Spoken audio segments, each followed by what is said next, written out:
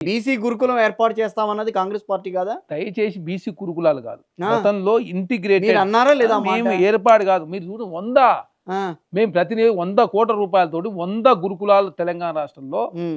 ఏర్పాటు చేసే ప్రయత్నంలో ఇప్పటివరకు దాదాపు 70% నెరవేర్చింది అదే కాంగ్రెస్ గురుకులాల్లో సన్న బియ్యంకు బదులు దొడ్డు బియ్యాలు ఇస్తున్నారని చెప్పి మంత్రే, మళ్ళీ నేను పేరు చెప్పను, ఆ మంత్రే డైరెక్ట్ గా మాట్లాడారు. ప్రభుత్వం. దయచేసి ఏంటంటే బీఆర్ఎస్ పార్టీ ఉమ్. ఆడలేక మధ్యలో తరం అన్నట్టు ఏది పద్ధతి నేను బీఆర్ఎస్ పార్టీ కాదు, మా కాంగ్రెస్ నేను అడిగేది ఒక జర్నలిస్ట్ గానే అడుగుతున్నా. మీరు ఒకసారి చెక్ చేసుకోండి. నేను చెక్ చేసి మా ఆయనలో గురుకులాలు మీరు చూడండి, అధికారులకు ఇన్స్ట్రక్షన్స్ ఇచ్చి ఖచ్చితంగా అధికారుల పర్యవేక్షణలో మొదటగా వారు భోజనం చేసిన తర్వాత విద్యార్థులు తినాలని కలెక్టర్లు కావచ్చు, ఎమ్మెల్యేలు కావచ్చు, ఎమ్మెల్సీలు కావచ్చు అంత విజిట్ చేస్తూ ఎప్పటికప్పటికు నాణ్యత ప్రమాణాలు పర్యవేక్షించాలి.